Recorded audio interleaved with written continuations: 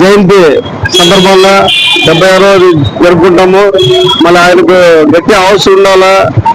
మళ్ళీ ఆ దేవుడు మనకు అన్యాయం చేసిపోయినాడు. ఎందుకంటే ఉమ్మడి రాష్ట్రం ఉన్నప్పుడు మన మన ఉమ్మడి రాష్ట్రము సస్యశ్యామలుగా ఎదిగింది. ఎందుకంటే రాజశేఖర సీఎం ఉన్నప్పుడు 7 ఏళ్ళు ఆయన సీఎం గా చేసి హఠాత్తు మరణం, హెలికాప్టర్ మరణం చెందిన ప్రియంగా మన ఉమ్మడి రాష్ట్రము ఇక్కడ బయట ఉండే ఇతర రాష్ట్రాలు కూడా చాలా మంది అభిమానులు ఆయన కోసం ప్రాణాలు అర్పించుకొని గుండె పగిలి చనిపోయినాము.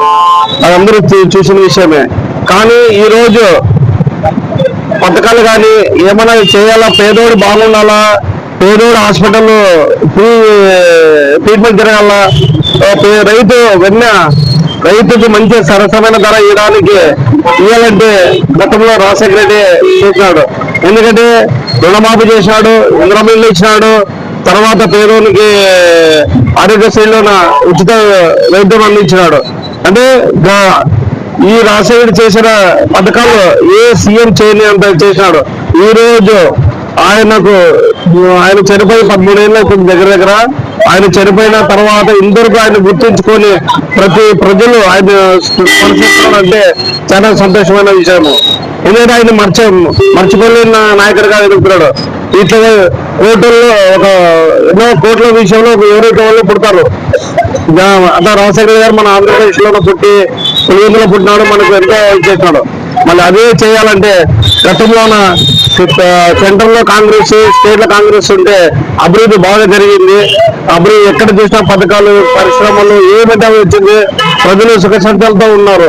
మరి ఈరోజు కూటమి ప్రభుత్వం కూడా పైన బీజేపీ ఉంది, ఇక్కడ కూటమి ఉంది, మళ్ళీ బీజేపీ సపోర్ట్ బాగుంది. మళ్ళీ ఎందుకు డెవలప్మెంట్ కావడం మీద ఆంధ్రప్రదేశ్ నేను ప్రశ్నిస్తున్నాను. ఎందుకంటే సంకల్పం ఉండే నాయకుడు ఉన్నారంటే రాజశేఖర రెడ్డి. అటువంటి నాయకుడు మళ్ళీ పుట్టాలంటే పుట్టబోడు.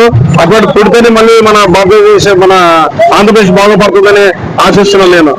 ఎందుకంటే ఇప్పుడు రేపు రాబోయే మళ్ళీ 2029 ఎలక్షన్ జరిగితే కాంగ్రెస్ సెంట్రల్ లో కాంగ్రెస్ ప్రధానమంత్రి రాహుల్ గాంధీ రావాలి, స్టేట్ లో ఉన్న కాంగ్రెస్ వస్తే మన భవిష్యత్తు బాగుంటుందని చెప్తున్నాను. ఎందుకంటే ఈ ఎన్నేళ్ళలో స్వతంత్రం నుంచి ఇప్పుడు చూస్తున్నాము, మన భారతదేశంలోన అభివృద్ధి చేసిందంటే ఒక కాంగ్రెస్ ప్రభుత్వమే.